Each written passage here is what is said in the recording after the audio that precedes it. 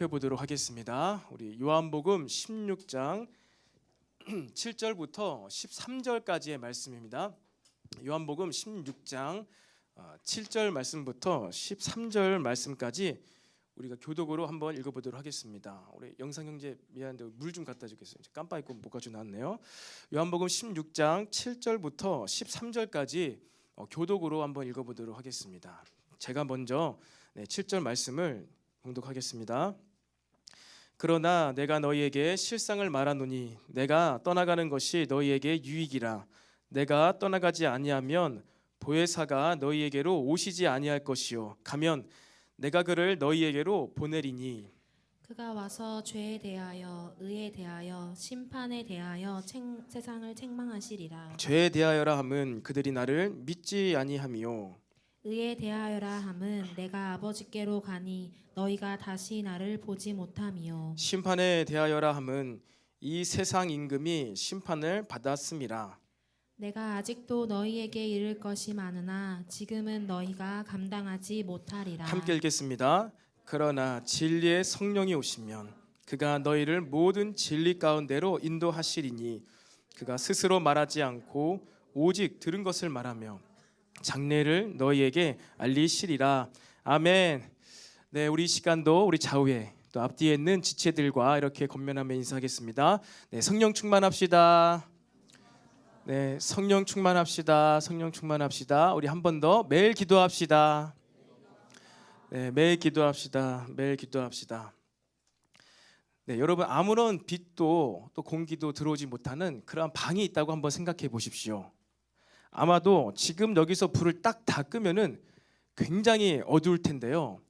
그렇죠. 지금 우리 암막 커튼도 있고 여기 유리에 이제 암막 그 필름이 붙어 있어가지고 불을 다 끄면은 정말 깜깜해질 것입니다. 한번 불을 꺼볼까요? 그럼 깜짝 놀라겠죠? 네, 괜찮습니다. 안 꺼도 됩니다. 네, 괜찮습니다. 켜주세요. 네. 불이 다 꺼지면은 앞에 한 치 앞도 안 보일 거예요. 아마도. 뭐 빛이 아니라 빛이 뭐 보일 만한 게 있을까요? 네, 아마 핸드폰 빛이 보이겠죠. 근데 우리가 뭐 지금 이 공간을 이미 익숙하고 지금도 빛이 있다가 사라지면은 그래도 무엇이 무엇인지는 알 것입니다. 내가 안고 있는 거는 의자고, 그래 내 앞에는 뭐 커피컵이 있고, 내 옆에 있는 거는 기둥이고, 그래서 더듬더듬면서 땅바닥을 짚으면서 조심조심 그렇게 지나다닐 것입니다. 그러니까 빛은 이 시각의 영역에 있어서 절대적이라고 할 수 있죠. 근데 만약에 우리가 처음부터 장님처럼요, 장님처럼 처음부터 아무것도 보지 못한 상황 가운데에서 빛이 없는데 무언가 존재하는 것 같고 손으로 더듬을 때 그것이 무엇인지 알 수 있을까요? 내 의자를 만지면서 약간 폭신폭신한 것 같기도 하고 뭔가 이제 느껴지고 또 내 옆에 뭔가 차가운 돌 딱딱한 것이 느껴지는데 그것이 돌인지 뭐 쿠션인지 뭐 헝겊인지 뭐 솜인지 플라스틱인지 알 수가 있을까요? 그냥 느낌만 있겠죠. 딱딱한 것 같아. 뭐 부드러운 것 같아. 느낌만 있겠죠. 하지만 처음부터 빛이 없었다면은 우리는 이것이 무엇인지를 전혀 알 수가 없을 것입니다. 여러분, 성령님께서는 무엇을 하실까요? 성령 하나님께서 어떤 일을 하실까요? 우리가 성령 충만을 위해서 날마다 기도하고 성령 충만하자고 서로 권면하고 인사하고 이를 위해서 매일 기도하자고 서로 인사하고 권면하고 있습니다. 여러분, 성령님께서는 어떤 일을 하고 계실까요? 성령님이 아니고서는요, 우리는요 예수님을 주라 시인할 수가 없습니다. 그렇죠. 그리고 성령님이 아니고서는요 우리가 또한 성화의 삶을 살 수도 없습니다. 그리고 성령님이 아니고서는요 우리가 영적인 세계를 느낄 수도 없습니다. 그리고 하나님의 깊으신 것도 알 수가 없는 것이지요. 여러분, 성령님은요 모든 것을 알게 하시고 모든 것을 가능케 하시는 하나님의 진리의 영인 줄로 믿으시기를 바랍니다. 여러분, 그래서 이 성령님을 더 사모하게 되시기를 바라요. 갈망하게 되시기를 바랍니다. 성령 하나님은요 우리 신앙생활 가운데 절대적으로 필요해요. 지난 시간에 제가 우리 구원의 완성 단계에 대해서 7단계에 대해서 잠깐 설명을 해드렸잖아요. 양육반 때 더 디테일하게 나누겠지만 우리는 지금 성화의 삶을 살아가고 있습니다. 그래서 영화로운 존재로 하늘나라에 들어가게 되겠지요. 성화의 삶은 여러분들이 거룩하게 구별되게 정결하게 살 수가 있나요? 우리는 그 어느 누구도 구원의 삶을 완성한 자가 없다고 했습니다. 구원의 삶을 완성을 해야 돼요. 거룩하게 정결하게. 근데 저와 여러분 가운데 누가 그걸 할 수 있겠냐는 것이죠. 아무도 할 수가 없어요. 누가 하신다는 거예요? 성령님께서 하신다는 겁니다. 성령님께서 성도들을 견인해 가셔서 하나님 나라로, 성화의 삶을 완성해서 하나님 나라로 인도하신다고 했습니다. 그러면 그 성령님의 견인을 받아야죠. 어떻게 날 견인해 가고 계시고 이것이 성령님의 일하심인지 아닌지를 알아야 된다는 것입니다. 여러분, 구원받은 저와 여러분의 삶 가운데에는요, 성령님이 저와 여러분의 인생의 모든 것을 해주신다는 것을 믿으시기를 바랍니다. 우리가 성령님께 더 예민해졌으면 좋겠어요. 성령님의 사역을 알고 그것 가운데 우리가 함께 하기를 축복합니다. 그래서 예수님께서도 복음서에서 이렇게 말씀하셨잖아요. 구하고 찾고 두드리라. 그리하면 너에게 무엇을 주신다고요? 무엇을 주십니까? 선물 보따리 주십니까? 기도 응답 보따리 주십니까? 구하고 찾고 두드리면 뭘 주시죠? 마태복음에는 가장 좋은 것을 주시지 않겠느냐. 유대인들에게는, 마태복음 유대인들이 위해 쓰여진 책입니다. 유대인들에게는 가장 좋은 게 뭐예요? 성령님. 구약시대 사사 삼손에게 임했던 그 성령님, 모든 것을 다 해주고 나귀특별로 군사를 1000명을 때려 죽이고 삼손이 너무 힘들어서 죽어갔는데 성령께서 부어주셔가지고 갑자기 막 힘이 불끈불끈 솟게 되는, 유대인들에게는 그들의 역사를 통해서, 경험을 통해서 성령님이 가장 좋으신 분이라는 것을 알고 있어요. 성령님만 오시면 모든 게 다 해결되는구나, 그것을 알고 있어요. 누가복음에는 이방인들과 여인들을 위해 쓰여진 이 누가복음에는 가장 좋은 것, 성령을 주시지 않겠느냐라고 기록이 되어 있습니다. 여러분, 성령님 사모하시기를 바랍니다.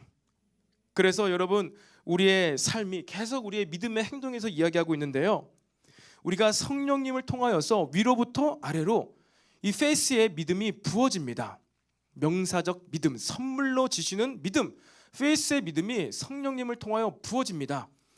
그 거부할 수 없는 믿음인 것이죠. 나 할 것 같아, 나 왠지 될 것 같아 라는 그런 확신, 그러한 확신 가운데 우리가 무엇을 하게 되죠?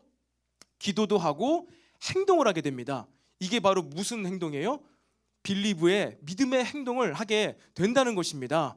하나님께서 아브라함을 만나주시고 바다의 모래알을 보여주시고 또 그 다음에 하늘의 별을 보여주시면서 내 후손이 이와 같이 많게 되리라, 이것을 딱 들으니까 어떻게 되는 거예요? 거룩한 절대자, 신, 막 음성이 들리는 거예요. 여러분 생각해 보세요. 우리는 그냥 말로만 혹은 눈으로만 귀로만 듣고 있었던 그 여호와 하나님이란 분이 계시다는 것을 책으로 봤는데 막 음성으로 들리는 거야, 그렇죠? 음성으로 막 쩌렁쩌렁 울리게. 누군가 이름을 부르고 싶지만 또 마음이 어려질까봐, 누구야? 내가 너의 후손을 하늘의 별과 같이 많게 해줄게. 가라. 이러면 어떻게 될까요? 가시지 않을까요? 아, 내가 잘못 들은 게 아닐까? 어디서 스피커를 크게 틀어놨나? 이러시겠습니까? 근데 아브라함 때는 스피커가 없었지요. 막 그런 초자연적인 이러한 것들을 경험하니까 내 마음에서 막 믿음이 일어나는 거예요. 그래서 그걸 행동으로 옮겨서 본토 친척 아비 집을 떠나게 되는 것이죠. 그럴 때 페이스의 믿음이 내 마음속에서 메아리쳐 울려 퍼지고, 할 수 있을 것 같다, 이번엔 될 것 같은데 가자, 도전하자, 이러한 빌리브의 행동의 믿음이 나올 때 저와 여러분이 이 내추럴을 뛰어넘는 일, 그게 무엇일까요?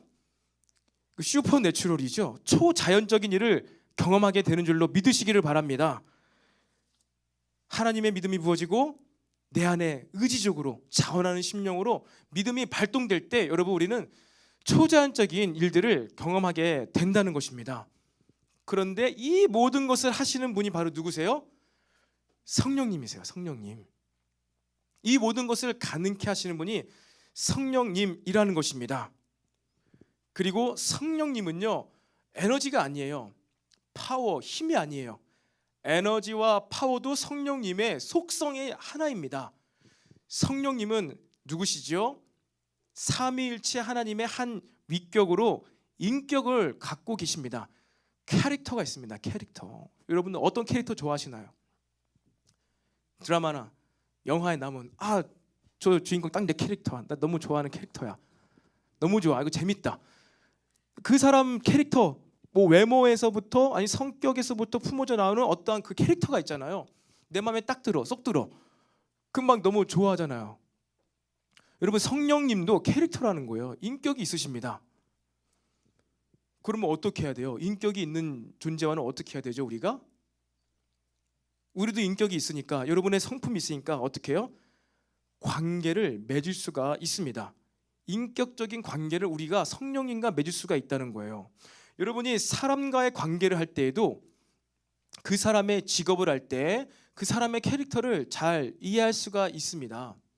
쟤는 왜 나를 만나면 맨날 왜 내 얼굴을 쳐다보지 않고 맨날 내 발만 쳐다보지? 기분 나빠. 눈도 못 마주치고 왜 그러는 거야 도대체? 그랬더니만 알고 보니까 그 사람의 직업이 뭐예요? 구두 수송공이에요. 그러니까 맨날 내 구두가 해졌는지 안 해졌는지 그것만 보는 게 이 사람의 직업이라는 것이죠. 그러니까 그러한 이제 성향이 생겨버린 거예요. 또 무슨 직업이 있을까요?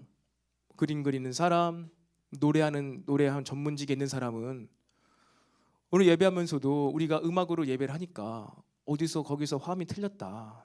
이거 서스 7으로 해야 되는데 서스 4로 해야 되는데 네 번째면 안 눌렀네? 이런 게 들릴 거예요. 음악하는 사람들은. 그리고 미술하는 사람들 가운데에도 막 좀 이런 색채에 민감한 사람들 가운데에도 오늘 목사님 정말 넥타이 색깔 잘못 골랐다. 예를 들어서 어쩜 저렇게 감각이 없을까? 저런 옷을 입을 수가 있을까? 가끔 이제 사모님이 저한테 한 얘기예요. 왜 그렇게 옷을 입냐고. 근데 뭐 어쩔 수 없지요. 서로 뭐 다른데 저희 사모님은 참고로 옷장사를 해봤어요. 옛날에 예전에 동대문에서 옷장사를 해봐가지고 수원역에서 처음 만나면 저한테 맨날 이제 옷 얘기부터 하는 거예요. 왜 그렇게 입냐고? 왜 그러는가 이 사람이. 알고 보니까 옷장사를 한 거예요. 옷장사. 마네킹 코디하고 막 이런 걸 하니까 이게 보이는 것이죠. 그 사람의 직업, 무슨 일을 하는지를 알 때 우리는 그 사람에 대해서 이해하고 관계를 잘 맺을 수가 있습니다. 그렇죠? 여러분 그렇다면 성령님도 캐릭터 인격이세요. 성령님의 직업이 무엇일까요? 그렇다면 성령님께서는 무슨 일을 하고 계실까요? 여러분들 그걸 아시나요? 그거를 알아야지 성령님과 뭘 할 수 있어요. 이제 교제를 할 수 있어요. 관계를 맺을 수가 있다고요. 왜요? 성령님은 그냥 단순히 힘이나 미신적인 그러한 존재가 아니어서 그냥 우리가 맨날 구하고 달라고 하는 것만 주는 분이 아니라 본인의 의지가 있으세요. 뜻이 있으세요. 여러분 그 성령님을 더 알아가게 되시기를 바랍니다. 구약에는요 구름 기둥과 불 기둥이 구원받은 출애굽한 이스라엘 백성들에게는 절대적인 어떠한 지침이 됐어요. 구름 기둥과 불 기둥이 이동하는 곳을 따라서 이스라엘 백성이 따라 움직였습니다. 그것이 신앙생활이었어요. 메추라기 주세요, 물 주세요, 떡 주세요. 이게 그들의 신앙생활이 아니라 따라 움직이는 것이 그들의 신앙생활이었어요. 물론 필요에 따라서 필요한 것을 달라고 했을 때 하나님께서 부어주셨습니다. 근데 놀랍게도 하나님께서는 광야에서 그들이 척박한 땅을 거닐 때 신발과 옷이 헤어지지 않게 해주셨다고 기록이 되어 있습니다. 하나님께서는 우리의 모든 필요를요 구하지 않아도 알고 계세요. 우리들의 믿음 생활은요 그 구름 기둥과 불 기둥을 따라가는 삶입니다. 신약 시대도 마찬가지예요. 인간의 몸을 입고 오신 예수님께서 거니셨습니다. 그럼 제자들이 어떻게 했죠? 예수님을 따라갔어요.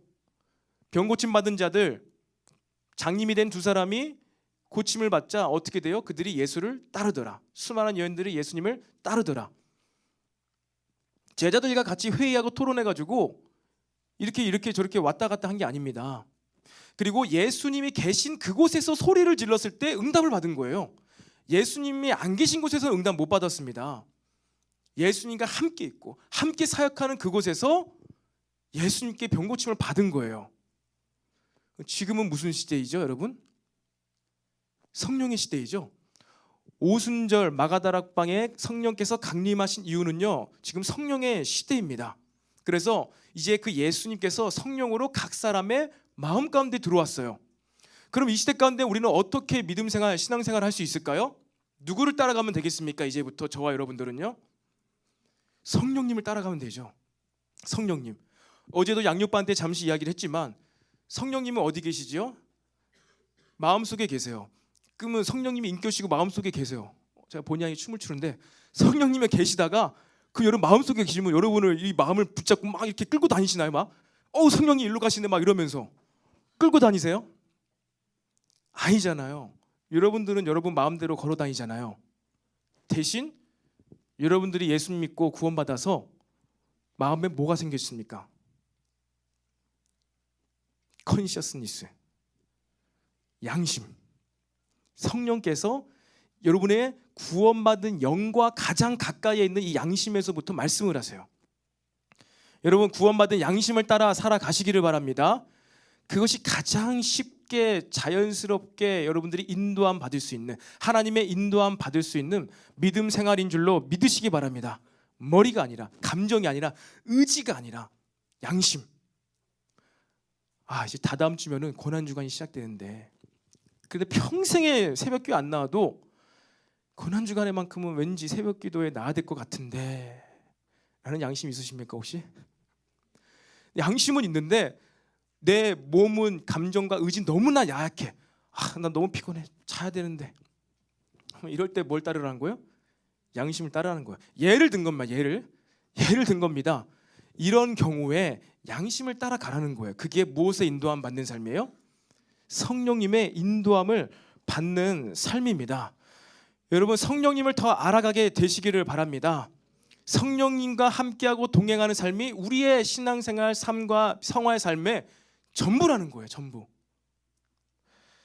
여러분 오늘 본문은요, 예수님의 이 유언 강화 내용의 한 부분입니다. 예수님께서 돌아가시기 전에 마지막으로 제자들에게 가르침을 몇 가지를 주셨는데요, 그것 가운데 한 말씀이에요. 그래서 이것 가운데 중요한 여러 가지 말씀을 많이 하셨습니다. 너희가 서로 사랑해라. 그리하면 세상에 내 제자인 줄 알리라. 사랑으로 관계되는 것들. 나는 포도나무여 너희는 가지니 그가 내 안에 내가 그 안에 거하면 사람이 열매를 많이 맺게 된다. 여러분 이런 것들이 그냥 메시지가 아니라 가장 중요한 예수님의 핵심적인 가르침입니다. 요한복음 13, 14, 15, 16장에 나타난 유언입니다.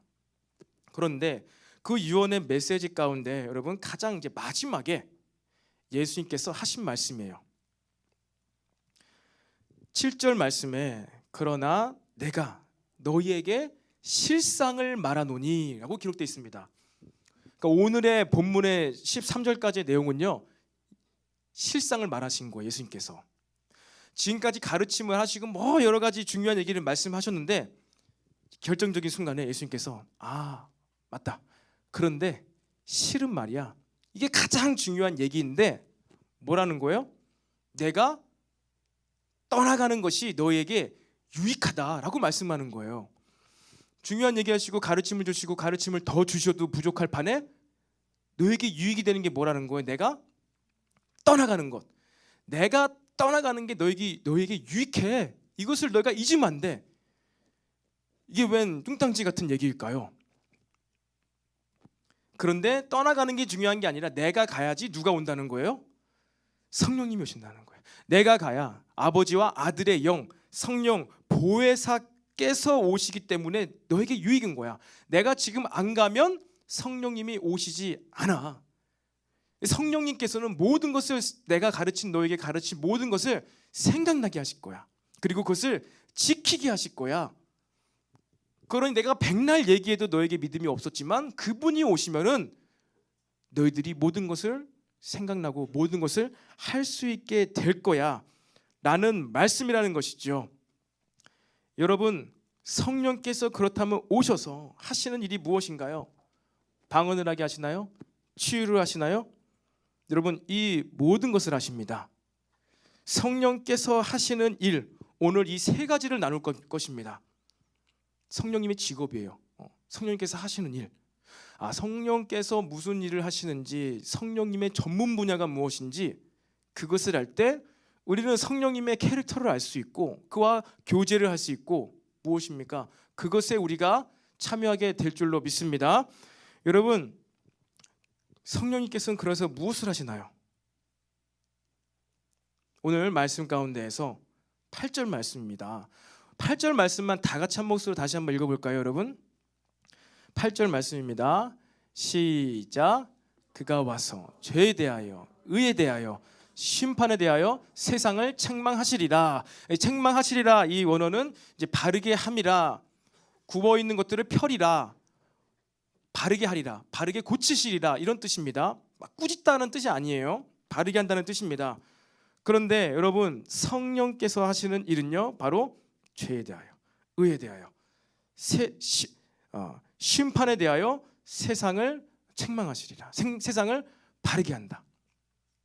죄에 대해서, 의로움에 대해서, 그리고 이제 세상 임금이 받는 심판을 이 세상 사람들이 모르고 있는데, 너희들이 지금 모르고 있는데, 그리고 이것이 가장 중요한 건데, 이것을 이제 알게 하신다는 거예요.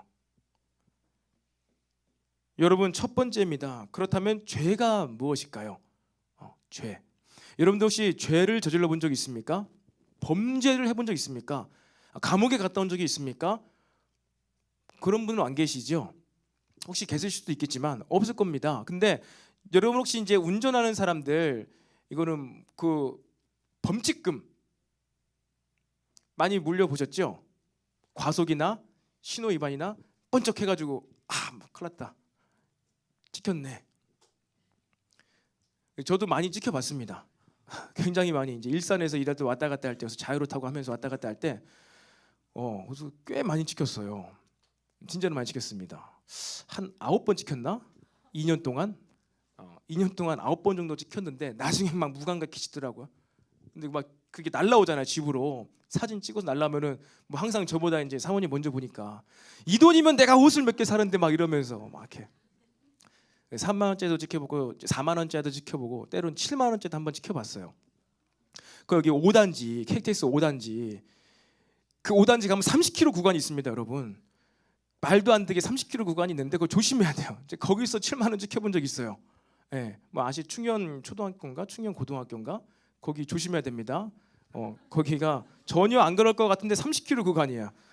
그래가지고 여러분, 이처럼 뭐 범법 뭐 기준을 어겨가지고 이렇게 나 죄 졌네, 잘못했네, 이런 것들 여러분 느껴본 적 있죠?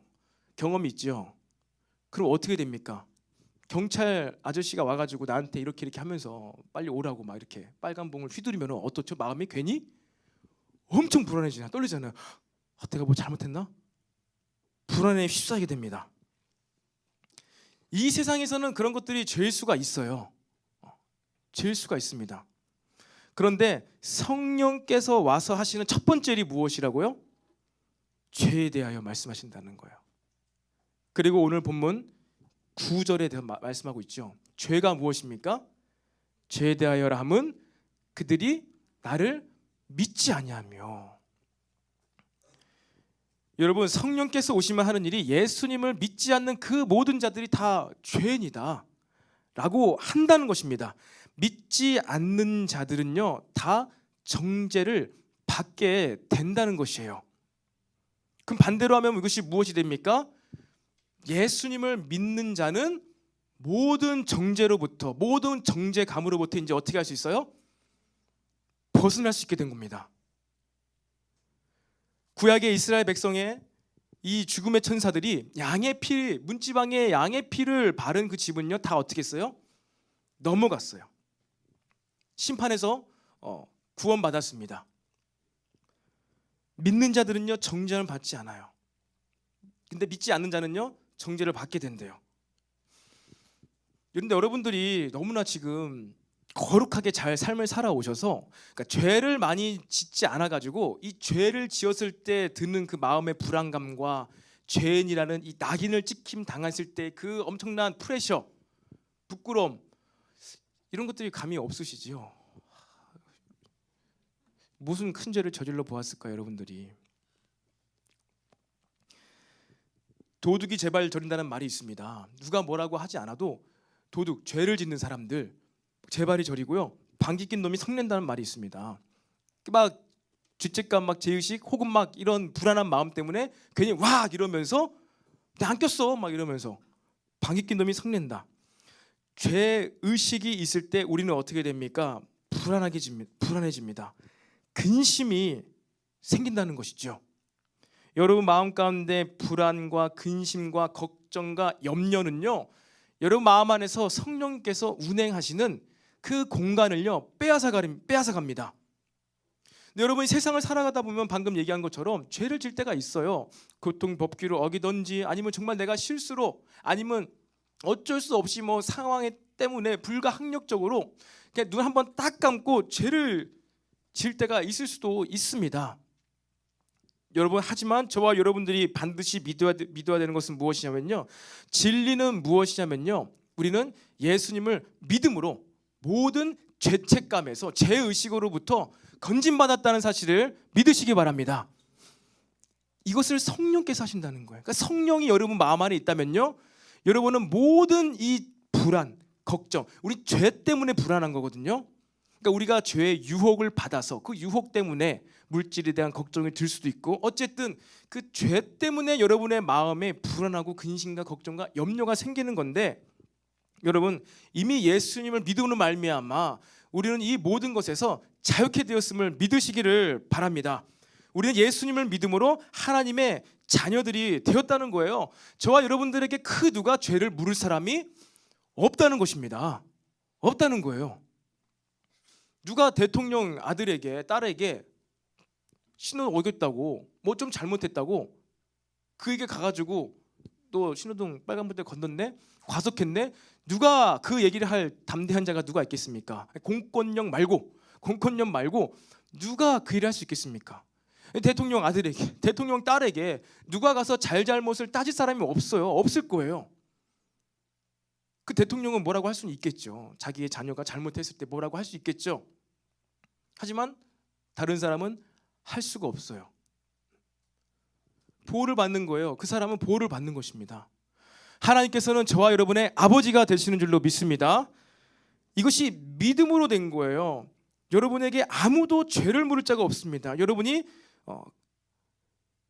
거룩해졌기 때문에, 하나님께서 거룩하다고 말씀하셨기 때문에, 하나님께서 더 이상 죄를 찾지 않겠다고 작정하셨기 때문에 여러분은 거룩한 자가 된 것입니다. 이것이 믿음으로 됐다는 거예요.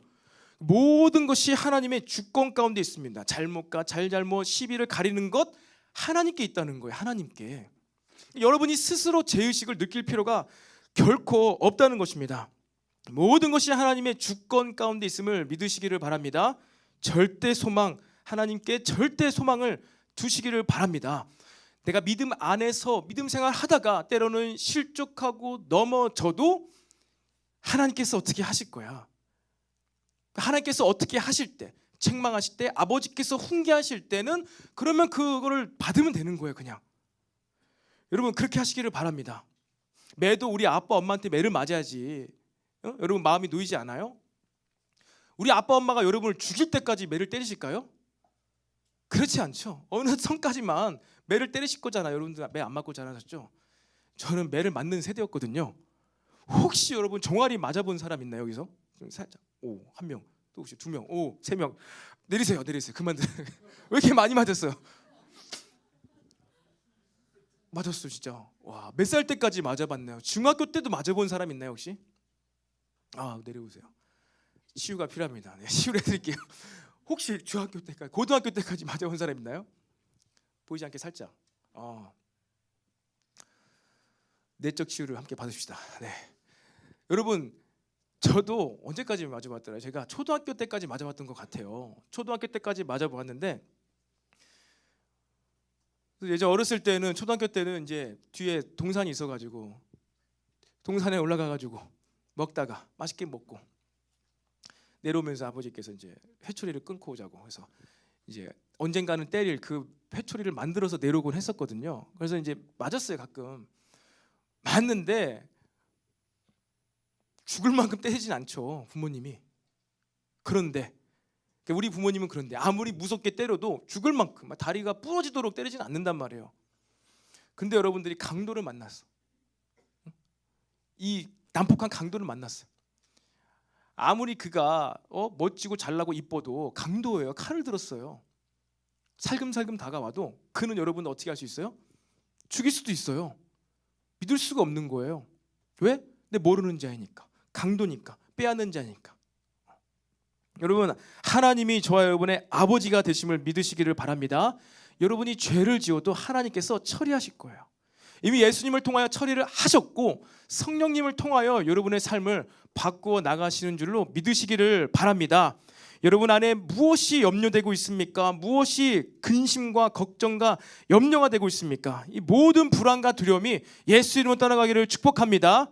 마음에 자유함을 입으시기를 바랍니다. 성령께서 하시는 일이 바로 이것이라는 거예요. 너는 하나님의 아들이야. 나는 너를 선택한 하나님 아버지야. 여러분 한번 따라해 보시기 바랍니다. 나는 하나님의 자녀다. 시작. 나는 하나님의 자녀다. 자녀다. 세상에 있는 부모도 자녀들에게 좋은 것을 주십니다. 하나님께서는 얼마나 좋은 것을 주실까요? 여러분 요한복음 14장 27절에 이런 말씀이 기록되어 있어요. 평안을 너에게 끼치노니 곧 나의 평안을 너에게 주노라. 내가 너에게 주는 것은 세상이 주는 것과 같지 아니하니라. 너희는 마음에 근심하지도 말고 두려워하지도 말라. 여러분 가운데 습관적으로 근심하거나 염려하거나 습관적으로 어떡하지? 잘할 수 있을까? 두려워하는 자들이 있으십니까? 두려워하지 마시기 바랍니다. 염려하지 말고 기도하시고 계획을 잘 세우시고 그냥 그대로 진행을 하시기를 바랍니다. 아멘. 염려하지 마시고 걱정하지 마시고 그냥 게으름 필요한 게 아니라 열심히 기도하시고 주시는 마음에 따라 계획을 하시고 일을 진행하세요. 두려워하지 말고 평안한 가운데 가장 좋은 길로 인도하시겠지. 여러분 이게 예수님을 믿는 죄로부터 자유케 된 자의 삶의 모습인 줄로 믿습니다. 자, 그렇다면 두 번째로 성령님께서 하신 일이 무엇입니까? 의에 대하여. 여러분 의는 무엇입니까? 10절 말씀 읽어볼까요? 함께 읽어보겠습니다. 10절입니다. 시작. 의에 대하여라 함은 내가 아버지께로 가니 다시 나를 보지 못하며. 의에 대해서 말씀하신 것 같은데 여러분 감이 오십니까? 의는 무엇인가? 선한 것인데요, 착한 것입니다. 의로운 것은요, 떳떳한 것입니다. 자랑스러운 것입니다. 나를 만족해 하는 것입니다. 의로운 것은 의. 우리에게 잘 이게 와닿지가 않잖아요. righteousness, 하나님의 의, 정의, 공의를 포함한 의. 그것이 우리에겐 잘 느낌이 오지 않는데, 그러니까 의로운 건요, 선한 것, 좋은 것, 착한 것이에요. 근데 예수님께서 오늘 풀어서 설명해 주시기를 의에 대하여라 함은 의는 내가 아버지께로 가고 너희가 나를 보지 못하는 거야. 그러니까 의라는 거예요. 여러분 이게 무슨 말씀이십니까? 잘 해석이 안 되지요. 인간의 몸으로 입고 오신 아들 예수님께서 어떻게 다시 아버지께로 가실 수가 있었죠? 그래요. 답이 너무 쉽게 나왔어요. 십자가의 죽음을 통해서 부활하시고 나서 승천하셨습니다. 그렇죠. 예수님께서 아버지께로 가고 너희가 나를 다시 이제 인간의 몸으로 육신으로 못 보게 된 것은 뭐예요? 예수님께서 이제 죽으셨다는 거예요. 여러분 우리의 의로움이 무엇입니까? 저와 여러분의 의로움. 나는 착한 사람이야. 나는 선한 사람이야. 여러분이 어떻게 착한 사람이 되었습니까? 어떻게 선한 사람이 되었습니까? 예수님께서 대속의 죽음으로 죽어 주셨기 때문에 그것이 저와 여러분의 유일한 의가 되게 하시기를 축복합니다. 십자가의 죽음, 예수님의 십자가의 죽음이 저와 여러분의 유일한 의로움이라는 거예요. 이것을 에베소서에서 사도 바울이 얘기를 했죠. 믿음의 전신갑주를 취하는 내용 가운데 의의 무엇이죠? 의의 호신경은 데살로니가서에 나온 얘기일 겁니다. 에베소서 의의 흉배, 가슴, 심장을 막는 갑옷, 의의 흉배예요. 흉배는 무엇입니까? 가슴과 배를 보호하는 갑옷입니다. 그러니까 사탄 마귀가요, 여러분들을 공격해 올 때, 구원받은 하나님의 자녀들을 공격해 올 때 사탄 마귀가 칼과 창으로 어디를 노린다는 거예요? 어디를 찌른다는 거예요? 사탄 마귀는요, 여러분을 그냥 간지럽히는 존재가 아니에요. 응? 여러분들을 뭐 조금 이렇게 스크래치 내가지고 피 흘리게 하는 존재가 아니에요. 사탄 마귀는 어떻게든 한 번에 삼켜 먹으려고 치명타를 입히는 존재란 말이죠. 그러니까 우리에게 가장 중요한 신체 기관이 어디일까요? 이 심장이죠, 심장. 사탄 마귀가 칼로 우리 심장을 팍 찌르려고 할 때마다 우리는 뭘 생각하는 거예요? 예수님의 십자가.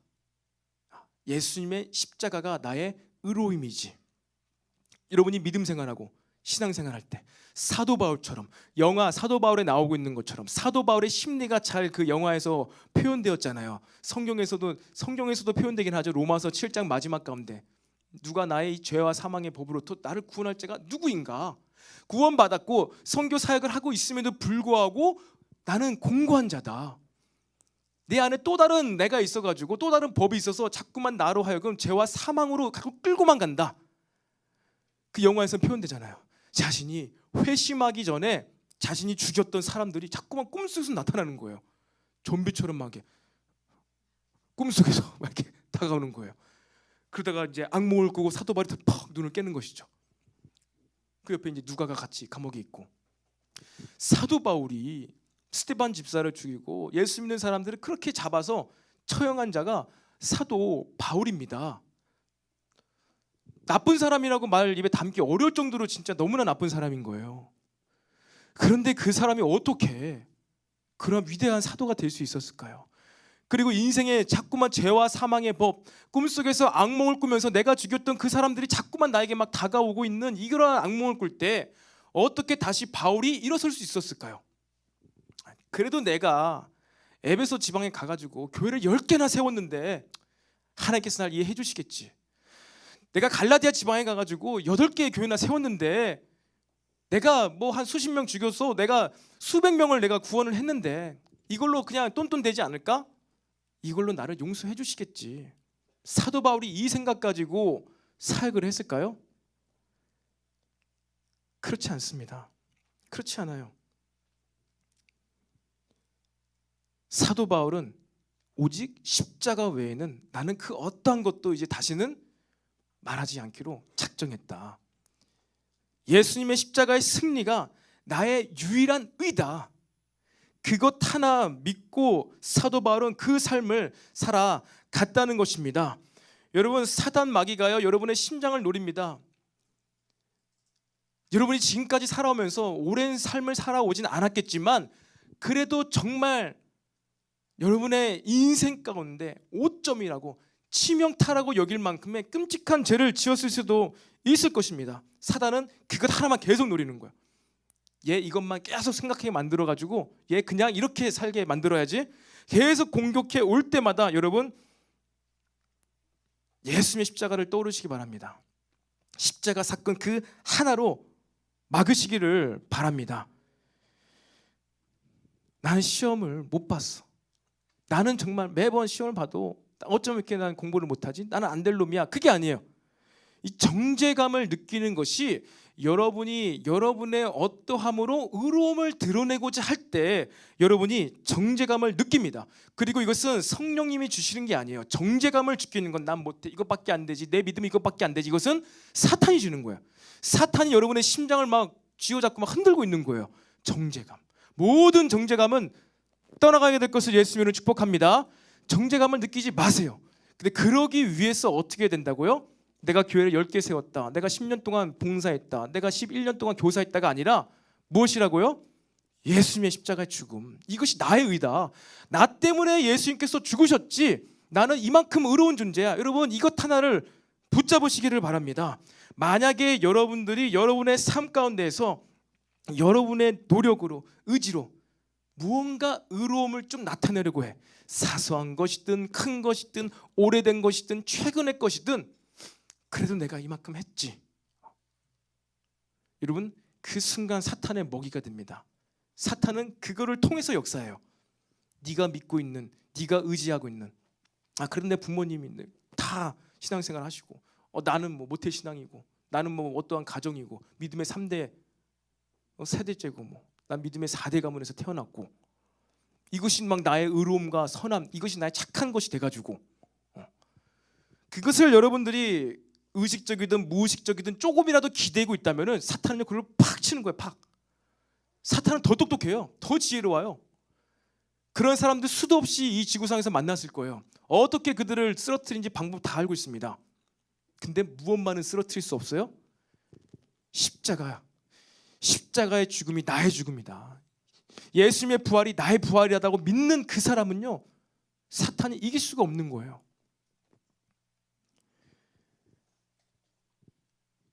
여러분의 그 어떠한 의로움도요, 이 사탄 마귀 앞에서는요 하나의 먹잇감에 불과합니다. 모든 여러분의 의로움이 십자가로부터 나오기를 축복합니다. 십자가가 아니면 안 되는 거예요. 그렇다면 그럼 우리는 그냥 가만히 사는 게 아니라 거룩히 살 필요 없습니까? 죄를 안 지을 필요 없습니까? 열심히 노력할 필요 없습니까? 그게 아니에요. 우리가 거룩한 삶을 살고 정결한 삶을 살고 내가 믿음의 3대 가정으로서의 삶을 거룩하게 사는 것, 내가 10년, 11년, 12년 이렇게 열심히 봉사하는 것, 왜 하는 것이죠?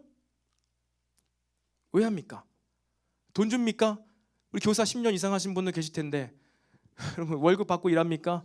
리더십으로도 지금 7년, 8년 섬기는 분들 계실 텐데 돈 받고 일하십니까? 아니죠. 사람들에게 인정받기 위해서요. 여러분, 우리의 의로움을 쌓아가는 것이 아닙니다.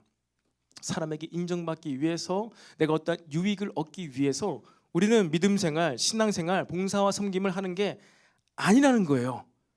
인정받기 위해서가 아니라 그것을 통해서 하나님께 영광 돌리기 위해서입니다. 어떻게 저 자매는, 어떻게 저 형제는 그 20대 때 10년 동안이나 그렇게 교사로 봉사하고 헌신할 수가 있을까? 정말 대단하다라고 했을 때 여러분들은 그 사람에게 무엇이라고 얘기해야 돼요? 형제님, 집사님, 저도 이렇게 봉사와 섬김을 하면서 너무나 어려운 순간, 저는 할 수 없는 그런 많은 어려움의 순간이 있었지만 그때마다 성령님께서 도와주셨어요. 힘을 주셨어요.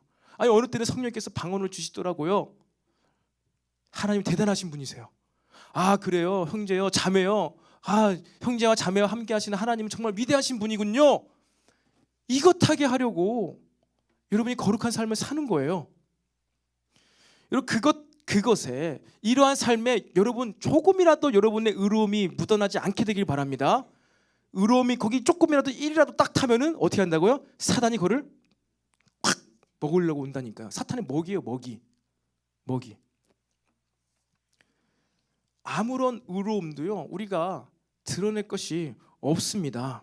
나는 점점 사라지고 십자가 정신으로 희생과 섬김, 나는 부인되어지고 나는 점차적으로 없어지는, 그래서 하나님이 높아지는 삶을 살게 되기를 축복합니다. 그래서 종교개혁자 칼빈이 죽으면서 유언으로 이런 얘기를 했어요. 어마어마한 많은 일을 했죠. 엄청나게 착한 일 많이 했습니다. 선한 일 많이 했습니다. 그런데 그는 죽을 때 절대로 내 무덤에 뭘 세우지 말라? 피석을 세우지 말라. 여기 내가 묻혔다는 것을 아무도 모르게 하라고. 혹여나 내가 그동안 쌓아 올린 이 업적 때문에 사람들이 내 무덤을 막 거창하게 휘황찬란하게 만들어서 하나님 영광 가리고 예수님을 가릴까 봐 아무것도 세우지 말라고 했어요. 그럼 사람들이 어떻게 했을까요? 진짜 아무것도 안 세워가지고 이거 나중에 없어지면 어떨까 싶어서 조그만 표시가 있어요. 조그만 표시 하나만 딱 돼 있습니다. 여러분, 성령께서 하시는 일이 무엇이라고요? 우리의 의가, 우리의 착함과 떳떳함이 오직 십자가의 의밖에 없다. 예수님의 죽으심, 그 위에 나도 같이 죽었다. 이것이 여러분의 의입니다. 누가 무엇을 가지고 여러분에게 와서 공격하고 너 그랬잖아, 지난주에 늦게 나왔잖아, 지난주에 잠잤잖아, 못 왔잖아 이랬잖아 저랬잖아 막 하면서 막 내 삶의 과거를 막 들춰내. 근데 하나님께서는요 과거를 기억치 아니하시는 분이세요. 단 조건이 있어요. 하나님께서는요 뒤끝 끝판왕이에요. 모든 거 다 기억하고 계시거든요. 근데 어떨 때 기억 안 하시죠? 회개할 때, 회개하는 순간, 십자가를 의지하고 회개하는 순간 아무것도 기억 안 하시는데, 회개를 안 하잖아요. 회심을 안 하잖아요. 십자가 안 의지하잖아요. 백령전 것도 끄집어 오세요. 그리고 기도 응답을 안 해주세요.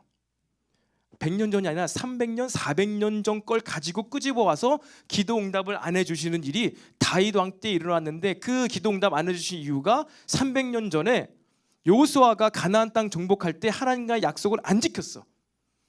그것을 300년 동안 하나님께서 기억하시고 이스라엘 땅 가운데 저주를 내리는 거예요. 3년 동안 가뭄이 오는 거예요. 사무엘상에 나오는 이야기입니다. 그냥 다윗이 기도하는 거죠. 기도하는 왕이니까 하나님 도대체 왜 이 땅에 이렇게 기근이 옵니까? 왜 이렇게 자연재해가 옵니까? 막 제사하고 기도하는데 하나님께서 음성을 주시는 거야. 예전에 300년 전에 여호수아가 이 땅을 정복할 전쟁을 할 때 사람들의 속임수에 넘어가 가지고 누구와 언약을 맺은 거예요. 근데 그 언약 맺은 것을 사울 왕이 마음대로 깨버리고 그들을 화친 조약을 맺었는데 그들을 무력으로 점령해 버린 거예요. 그래서 그걸 생각나게 해가지고 사울의 후손 아들 70명인가요? 그들을 다 못 베어 죽이니까 이 땅의 저주가 끊기고 기도 응답이 내려오게 되었어요. 그게 이제 구약의 그때 회개 역사인데, 여러분 회심하셨습니까? 십자가를 믿으시지요? 십자가 위에 여러분도 같이 죽으셨지요? 십자가의 의로, 십자가 때문에 여러분들이 내가 구원받았고 천국 들어갈 수 있는 줄로 믿으시지요? 끝까지 그걸 가져가세요. 끝까지 죽을 때까지. 철로 역정, 마지막에 이 죽음의 강 레테 강을 건널 때 크리스천을 쫓아오는 이 사탄마귀 용에게 무엇이 한 방울 똑 떨어지지요? 그 애니메이션 최근에 나온 철로 역정 가운데 피 한 방울 똑 떨어지잖아요. 그러니까 그 용 사탄이 와 하면서 그 크리스천을 못 잡잖아요. 끝까지 십자가입니다. 끝까지. 나의 의로움, 오직 십자가를 붙드시기를 축복합니다. 거기서부터 시작하는 거예요. 십자가의 죽음부터 우리는 시작하는 겁니다. 그렇다면 이제 마지막인데요, 십자가만 붙들고 그러면 살면 되냐? 나는 마음에 죄책감, 정죄감 들 때마다 막 정신통일하는 것처럼 십자가 막 보혈 찬양하고, 찬양해야 됩니다. 여러분 십자가 찬양 많이 하십시오. 보혈지나 하나님 품으로, 보혈지나 아버지 품으로, 이 찬양 너무나 좋은 찬양입니다. 많이 보혈 찬양을 부르시기를 바랍니다. 노래하는 것 가운데, 찬양하는 것 가운데 성령께서 더 오시는 거예요. 성령이 부어집니다. 그런데 그러면 날마다 그냥 보혈 찬양만 하고 십자가만 붙들고 살면은 살 수 있겠습니까? 마지막, 그래서 세 번째 성령께서 하시는 일이 무엇이라고요? 11절 함께 읽겠습니다. 시작. 심판에 대하여라 함은 이 세상 임금이 심판을 받았음이라. 아멘. 성령께서 이 땅에 오셔서 하시는 마지막 사역이 무엇이라고요? 세상 임금을 심판하시는 겁니다. 여러분 세상 임금이 누구일까요? 세상 임금이 누구이죠? 사탄 마귀입니다. 세상 공중 권세 잡은 자 사탄 마귀를 뜻해요. 성령께서 저와 여러분들에게 오셔서 하시는 사역이 무엇이냐면은 세상 임금이 심판받았다, 사탄 마귀가 심판받았다라고 우리들에게 알려준다는 거예요. 이미 예수님께서 승리하셨다, 싸움에서 전쟁에서 최후 승리를 거두었다라고 알려주시는 일을 한다는 것입니다. 그 예수님께서 왜 세상 임금을 심판했다, 싸워서 이겼다, 왜 싸워서 이길 수가 있게 된 거죠? 전에는 누군가 싸워서 졌기 때문에 그런 거죠. 아담은 졌습니다. 하나님께서 이 지구를, 온 천지 만물을 다스릴 권세를 아담에게 주셨는데 그 아담이 사탄의 유혹에 넘어가서 그것을 빼앗겼어요. 빼앗김을 당했습니다. 그래서 사탄이 이제 아담과 하와를 통해서 막 역사를 하는 거예요. 그 순간 처음부터 원시 복음을 주시죠. 여자의 후손이 너의 머리를 상하게 할 것이다. 그리고 사탄 마귀가 권세를 가지고 이제 합법적으로 아담과 하와가 죄를 지었으니까 합법적으로 막 얘네들 가운데 막 임재하고 막 들어가 가지고 막 귀신짓 하면은 어떻게 돼요? 여자의 후손으로 이 땅을 다 심판하실 건데 그게 안 되잖아요. 안 되는 거예요. 그냥 인생이 다 끝날 수도 있는 거예요. 아담과 하와가 부부 싸움 해가지고 서로 치고받고 해서 그냥 인류가 거기서 끝날 수도 있는 거예요. 생각해 보세요. 부부 싸움. 아직 부부가 안 되셔서 부부 싸움 할 때 여러분 뭐가 역사할까요? 사탄이, 귀신이 역사합니다. 내가 그렇게 사랑해서 결혼했는데 부부싸움 할 때는 왜 이렇게 미운 거야? 분노가 막 치밀어. 옷을 벗어라 막 던져놓고선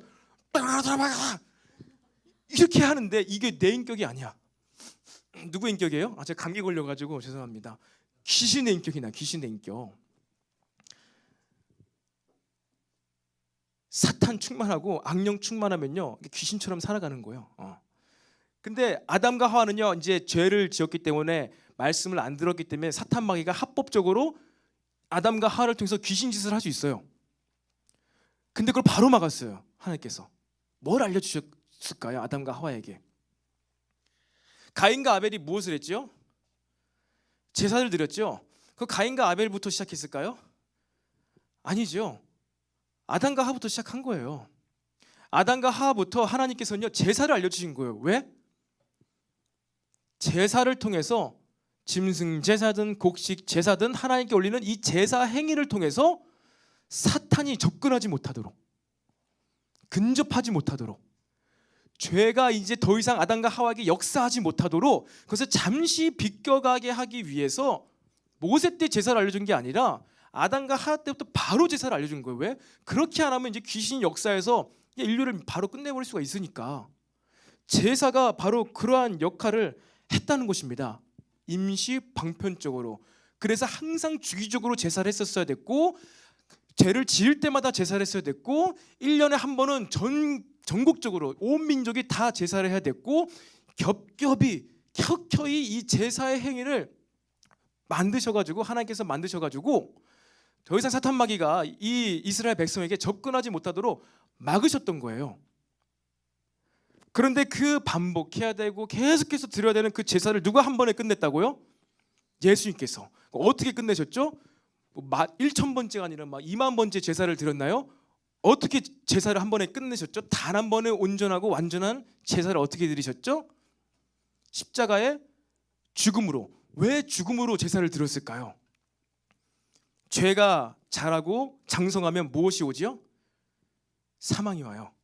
사탄 마귀가 하는 일은요, 죄가 이 땅에 들어와서 하는 일은요 무엇이에요? 죽음을 오게 하는 거예요. 뭐 그냥 벌금 내게 하는 게 아니라, 인격 나빠지게 하는 거냐 게 아니라, 막 욕하게 하는 게 아니라, 결국 사탄 마귀가 역사를 해가지고 하는 일은 뭐예요? 죽여버리는 거예요. 죽음. 그러니까 가인이 아벨을 죽여버렸잖아요. 결국에 사탄 마귀가 하는 짓은 죽음을 오게 한다는 거예요. 사망을 오게 한다는 거예요. 예수님의 단 한 번에 뭘로요? 죽음으로. 그런데 인간의 죄 때문에 저주받고 심판받아서 예수님께서 죽으셨어요. 죽으셨는데 죽음으로 끝난 게 아니라 뭘로 끝났죠? 부활로 끝났어요. 부활로 끝났어. 그러니까 사탄 마귀가 할 수 있는 최고의 공격, 최고의 전략은 죽음이에요. 다 망하게 하는 거예요. 너도 죽고 나도 죽고 다 죽자. 이건 귀신의 짓입니다. 모르겠고 됐고 나 열받고 화나가지고 내가 죽든 너가 죽든 모르겠고 그냥 다 죽자. 이게 사탄 마귀의 일이거든요. 네가 옛날에 나한테 그렇게 상처 줬고 열받게 했으니까 나도 너에게 복수할 거야. 열받아. 나 죽는 거 상관없이, 내가 죄 짓는 거 상관없이 그냥 너만 죽으면 돼. 그리고 지금 이게 무슨 메시지죠?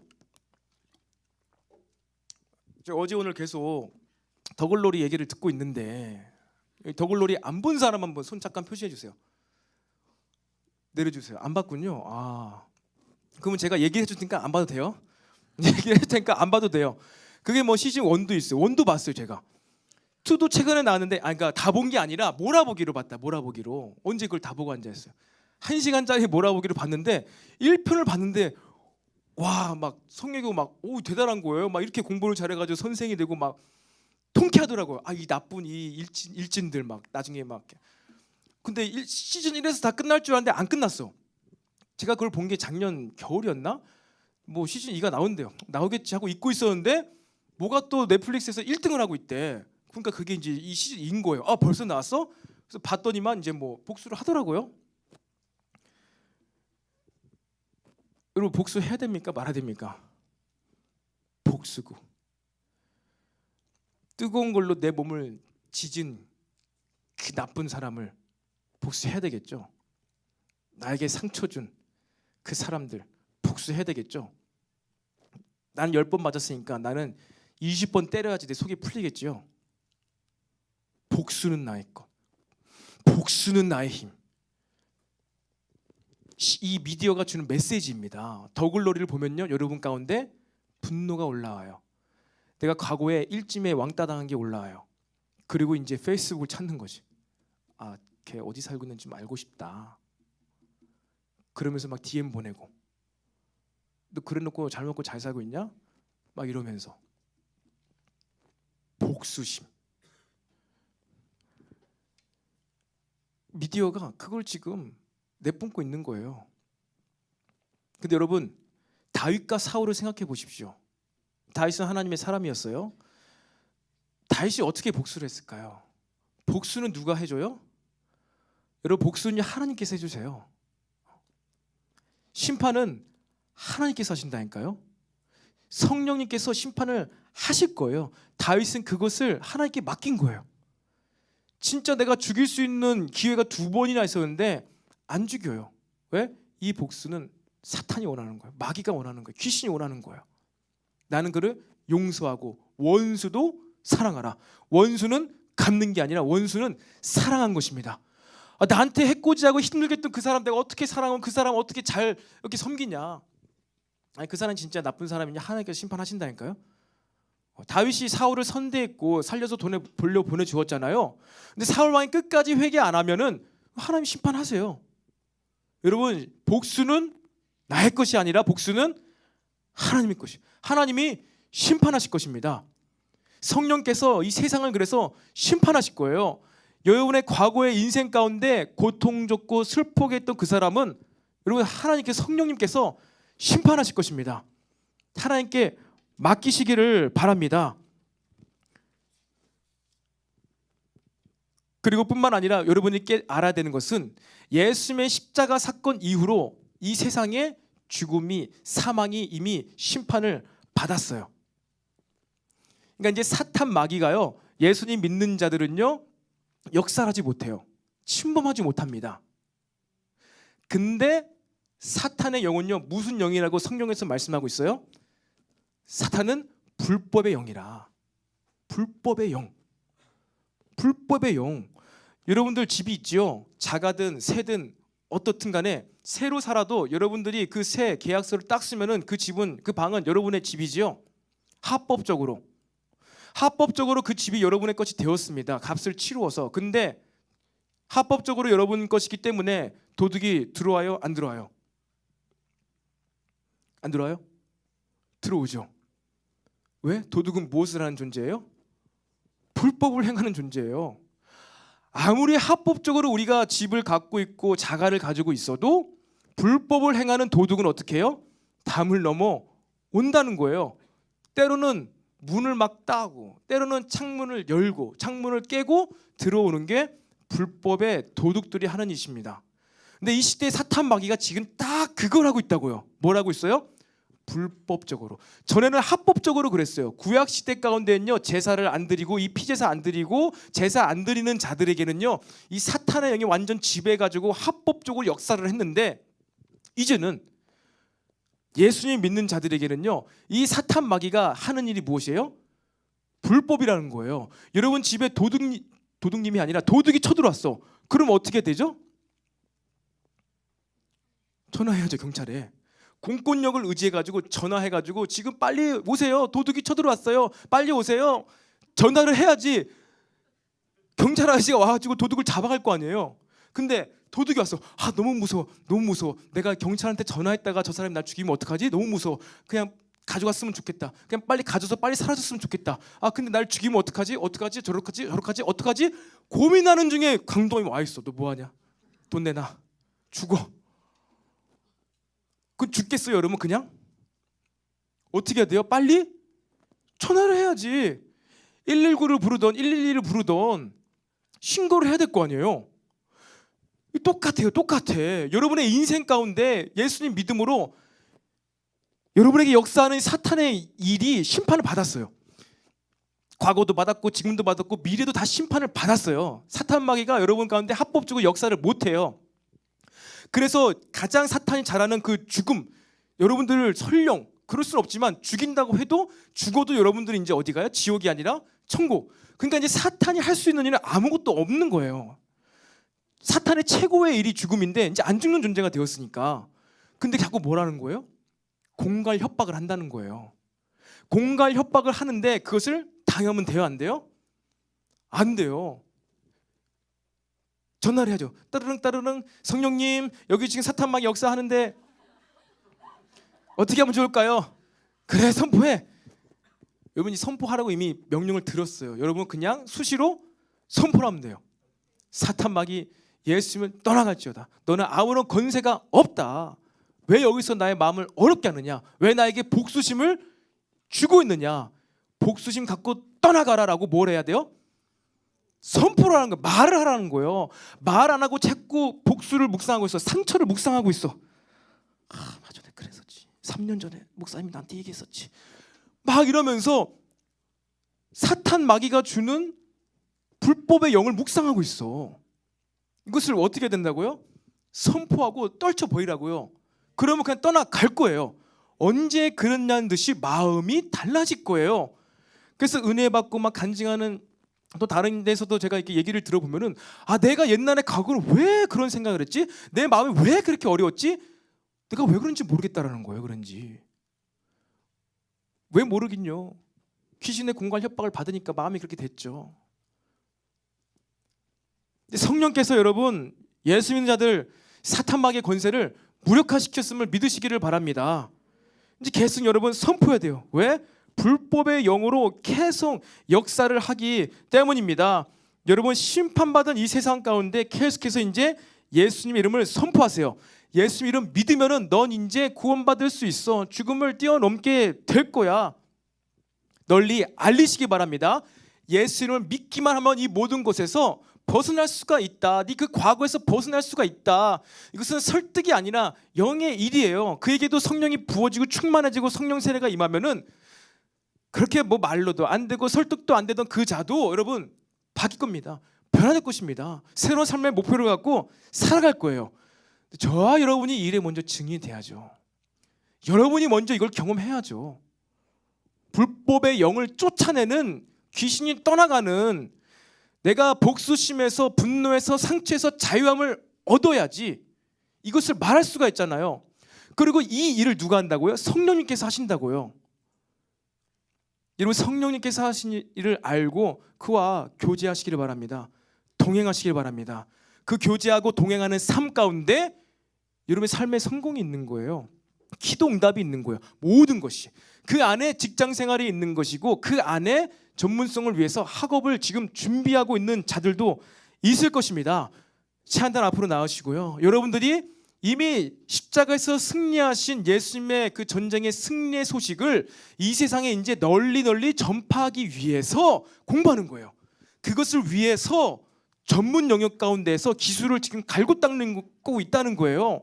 돈 벌기 위해서가 아니라 먹고 살기 위해서 여러분들이 직장 생활하는 것이 아니라 무엇하기 위해서요? 예수님의 십자가 의가 나의 의임을 알고 예수님의 십자가의 승리, 죽음의 승리가 나의 승리인 줄 알고 그것을 선포하기 위해서 예수님 다시 이 땅에 오셔서 세상을 심판하실 때 여러분은 어떻게 되는지 아세요? 와, 천국 좋아져가 아니라 동일하게 여러분들이 백보자, 끝없는 많은 보자예요. 백보자에 앉아서 이 세상을 같이 심판하신다고 말씀에 기록되어 있어요. 여러분들이 예수님처럼 이 세상의 마지막 때에는요 완전하고 온전한 심판을 하게 될 것입니다.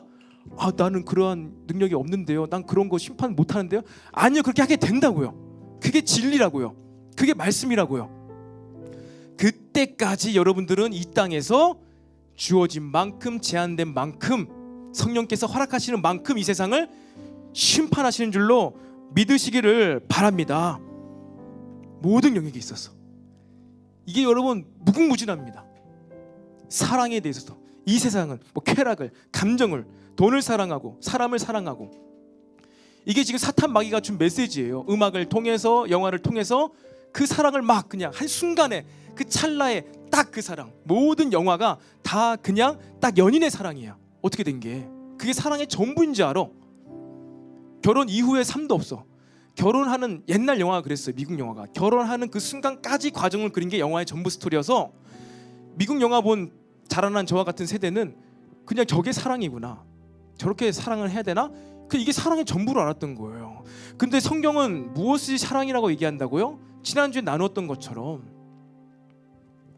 모든 것을 참고 모든 것을 견디고 모든 것을 인내하고 모든 것을 할 수 있는 게 사랑이다. 불의와 같이 기뻐하지 않는 것이 사랑이다. 남을 배려할 줄 아는 것, 그것이 사랑이다. 잘못된 사랑 가치관으로, 개념으로 이 세상에서 막 사랑을, 사탄이 주는 사랑을 막 이렇게 사탄 나오고 귀신 나오고 하니까 이 세상에서 막 세상 사랑 나누는 사람들 막 사탄 막이 뿔 달린 이거 생각하시는데, 여러분 그렇게 생각 안 하셔도 돼요. 그렇게 생각 안 하셔도 되는데 참 사랑을 우리가 받은 거예요. 본 거예요. 경험한 거예요. 그러면 이제 우리 나가서 이것이 사랑이에요. 이러한 사랑 나도 받았고 당신도 이 사랑을 좀 알았으면 좋겠어요. 세상에서 말하는 사랑은 이렇게 사랑이라고 얘기하고 있는데 이 사랑은 많은 어려움이 있는 것 같아요. 당신도 그럼 어려움 겪지 않았습니까? 이 사랑을 받으시고 이 사랑으로 연인을 사랑하시고 이 사랑으로 가정을 사랑하시고 부모와 자녀를 사랑하세요. 사랑에 대해서도 하나님께서 심판하신 거예요. 이 세상 드라마, 가치관, 개념, 음악, 미술에 대해서도 여러분 우리가 심판을 선포해야 될 영역들이 많습니다. 우리는 그렇게 살아가는 존재들이라니까요. 이 일을 성령께서 지금 막 하고 계세요. 여러분들도 어떻게 해야 됩니까? 성령께서 하시는 일을 알고 거기 같이 가서 같이 그 일을 할 때 우리의 빌리브의 믿음이 이제 발휘가 되는 거예요. 구름 기둥과 불 기둥이 있는 곳에 가 있기만 하면은 만나 메추라기가 오고 먹고 사는 걱정 없어요. 구름 기둥과 불 기둥을 떠나서 막 햇볕을 내리치는 것을 막 다 받으면서 얼굴 까매지면서 여기 좀 나무꾼을 좀 해주세요. 여기 만나 좀 내려주세요. 저기 구름 기둥 밑에는 만나가 떨어지고 있는데 혼자 그냥 딴 데 가가지고 막 기도하고 막 부르짖고, 그게 안 된다는 거죠. 신약 시대도 예수님이 있는 곳에서 부르짖으니까 기도응답을 받은 거예요. 지금 시대도 마찬가지예요. 그럼 성령께서 안 계시는 곳이 있냐? 하나님의 편재성과 임재성이라는 게 두 가지가 다른 게 있어요. 알고 싶으면요 신학 공부를 하시면 됩니다. 근데 하나님의 임재하심이 있는 곳에서 역사가 나타나요. 기름 부음이 부어져요. 동일합니다. 성령님이 계시는 곳에서, 역사하시는 곳에서, 임재하시는 그곳에서 우리는 뭐예요? 성령께서 하시는 일을 우리가 참여해서 함께하는 거예요. 성령께서 말하시는 것을 나도 말하는 거예요. 세상 임금이 심판을 받았다. 세상의 왜곡된 사랑이 심판받았다. 내가 참 사랑을 선포하노라. 이것이 사랑입니다. 이것이 진짜 참된 음악입니다. 이것이 진짜 참된 예술입니다. 이것이 진짜 참된 과학입니다. 이 잘못된 과학 때문에 여러분들 속고 있었습니다. 여러분 그게 우리가 해야 될 일이라는 거예요. 이것을 위해서 여러분 노력해야 되겠습니까? 안 해야 되겠습니까? 죽도록 노력해야 되는 거예요. 그것을 위해서 끝도 없어요. 죽도록 여러분 성령님과 동행하는 삶을 살아가시기를 축복합니다. 아멘. 이 시간